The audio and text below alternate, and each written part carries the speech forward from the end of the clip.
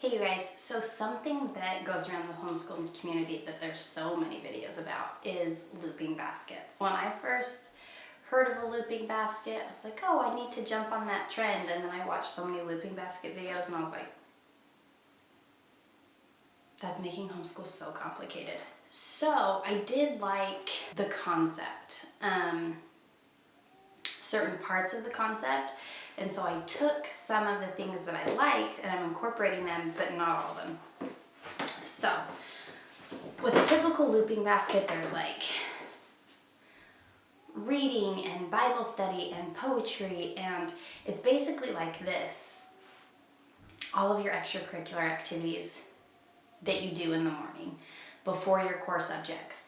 While I did like the idea of like warming up your brain before starting school, I didn't like the idea of it taking forever because my children are younger. Their attention span and their excitement for school is actually, it's better if we do the harder core subjects first.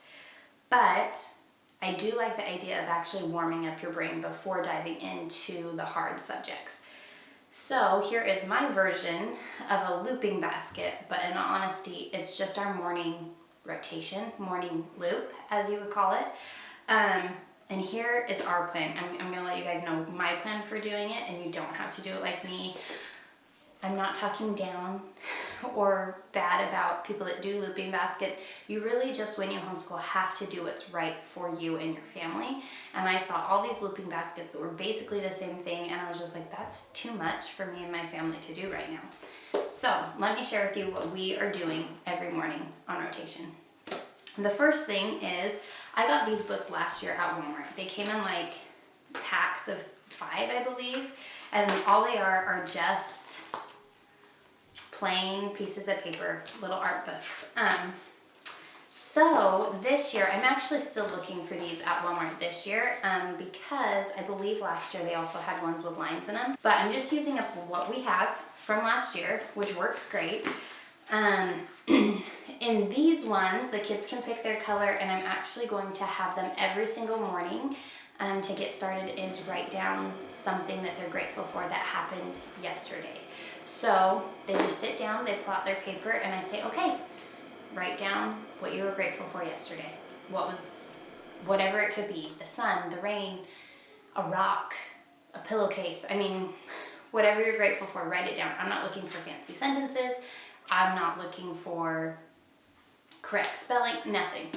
Just, I was grateful for this, and they're writing it down. So that's something that they will do every single morning. That won't change. Another thing with us, like I didn't get fancy books this year, but if this really sticks, maybe we will get fancy books like when these run out. But for now, these work. Not only that, the nice thing about these is I have a 3-year-old that can't write, so he can draw what he was grateful for, or I can help him write it. Either one will work. So we're doing that every single morning. We also have like a quote of the day book. It's called Stand a Little Taller, and we are going to be reading that quote every single day. I'll read it to the kids while they're doing their gratitude journal or after, whatever flow works best for our family. Then the subjects that we'll rotate through, we only do school 4 days a week. So I'm making my life super simple, and I'm only having 4 things that we rotate through. So every single day after our gratitude journal, we're going to be doing something different. Now, that something different is one of the days we will learn a song. Now, these are songs that I have picked out.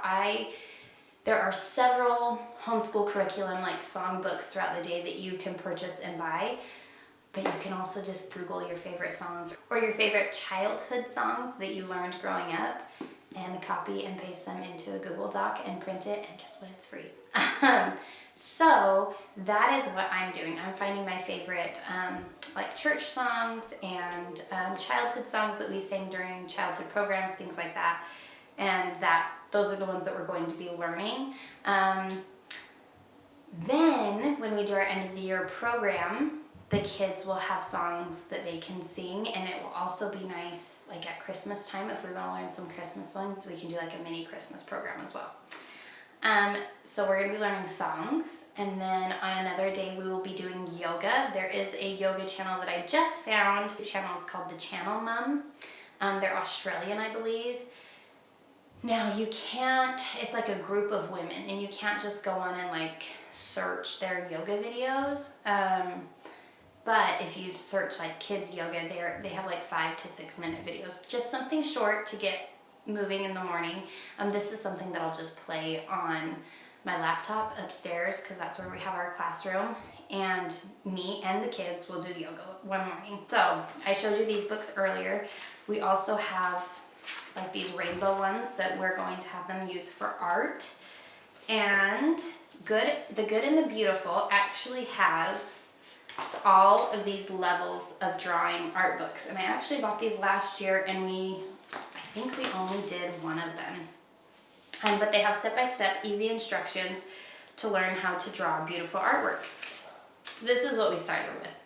So we will draw, this is the one we did. We did a basket of apples. So I'll like draw the first picture, step aside, the kids will see it on the whiteboard, and then they'll draw it in their books, and then so on and so forth with every single step. So I'm kind of showing them how to do it, and then they're copying it. So we are going to be doing that one morning. Every single morning they can draw in their art book. This is also great too because we will just draw it in the morning. We won't color it or anything like that. That way when I need them to do something, when I'm helping most likely the 3-year-old or them or their siblings, they can color the artwork that we have drawn so far. So that is the third thing that we will be doing. Now, I don't have these on a set day because I kind of am just going to take my week at a time. So if Monday we're going to be super busy, we're probably just going to sing songs that day. And if Tuesday we have a little bit more time, we'll do the artwork. Wednesday, Thursday, we'll do the yoga. My fourth thing though is just doing some simple stretches to music. Part of our looping is we're going to be active, and it gets them actively thinking as well, so that they can essentially, like when you work out, it's very important to warm up your body, and it's also important to warm up your brain before just diving into those core hard subjects. But you can like overstimulate or overwork your brain at the same time, and so that is where I've just made ours super simple. I don't have a basket to put any of this in. This is actually just gonna be like on a whiteboard.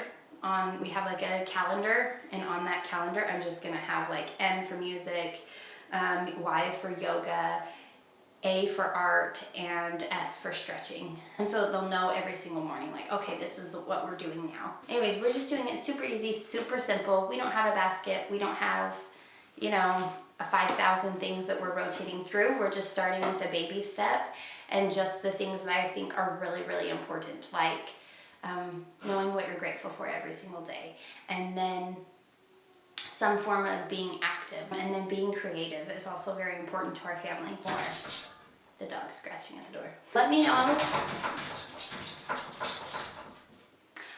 know in the comments down below what you guys like to do for your morning loop. And thank you guys for watching. We'll see you next time.